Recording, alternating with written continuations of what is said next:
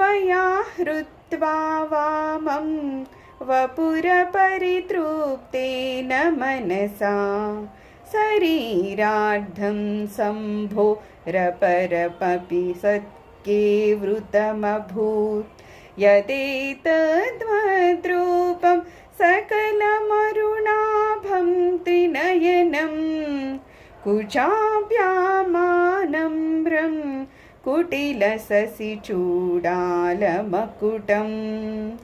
ఇక్కడ మనకి తెలుసు కదా, అమ్మవారు మామూలుగా అయితే శంభుని అంటే శంకరుని శరీరంలో సగం భాగము ఎడం భాగం ఎలాగూ అమ్మ తీసుకుని ఉన్నారు, అందుకని మనం అర్ధనారీశ్వరులు అంటాం కదా.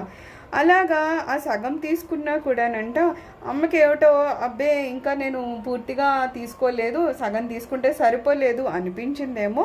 అందుకని అమ్మ ఏం చేశారట, ఎవరైతే అమ్మవారిని ఆరాధిస్తున్నారో వాళ్ళు అమ్మవారిని ఎప్పుడైతే తమ హృదయంలో ఆరాధించడం మొదలుపెట్టారో అప్పుడు హృదయంలో అమ్మవారి శరీరం ఎలా కనిపిస్తుందంట, ఉదయభానుడి ప్రొద్దున్నే ఉదయిస్తున్న సూర్యుడి ప్రకాశం చాలా అందంగా ఉంటారు.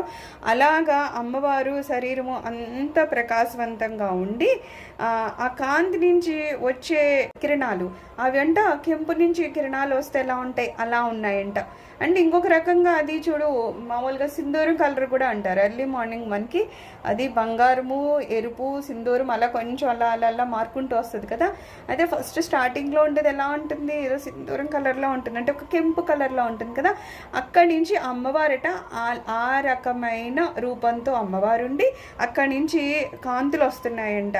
అలాగే అమ్మవారి పాలిండ్లు ఉంటాయి కదా, అవి కూడా మనం చెప్పుకున్నాము. అవి ఎలా చెప్పబడతాయి, సూర్యచంద్రులుగా చెప్పబడతాయి. సూర్యచంద్రులకి ఎందుకు చెప్తారంటే ఆ రూపంలో అమ్మవారు ఎలా అయితే ఒక తల్లి బిడ్డల్ని పోషిస్తుందో పాలిచ్చి, అలాగా అమ్మవారు ఆ రూపంలో ఇక్కడున్న మనం ప్రజలందరికీ ఆహారం ఇచ్చేటట్టు. సూర్యుడు ఉంటేనే కదా మనకి పంటలు అవి వస్తాయి, చంద్రుడు ఉంటేనే ఆయుర్వేద పోషణాలన్నీ చంద్రుడి నుంచే గ్రహిస్తారంటారనమాట. సో అలా ఉండడం వల్లనే మనము బ్రతకగలుగుతున్నాం, ఆరోగ్యంగా ఉండగలుగుతున్నాం. సో ఆ రకంగా అమ్మవారు పిల్లల్ని పోషించడానికి అన్నట్టు ఆమె పాలిండ్లు ఎలా ఉంటాయి, కాస్త బరువుగా ఉండడం వలన కొంచెం ముందుకు వంగేరా అన్నట్టు ఉంటుందన్నమాట. అంతేకాకుండా అమ్మవారికి ఎన్ని కళ్ళు ఉన్నాయట, 3 కన్నులు ఉన్నాయంట. ఇంకొక రకంగా ఏం చెప్పినట్టు 3 కన్నులు అంటే మళ్ళీ ఎవరికంటాం మనం, శివుడికి ఉన్నాయంటాం కదా, అలాగా.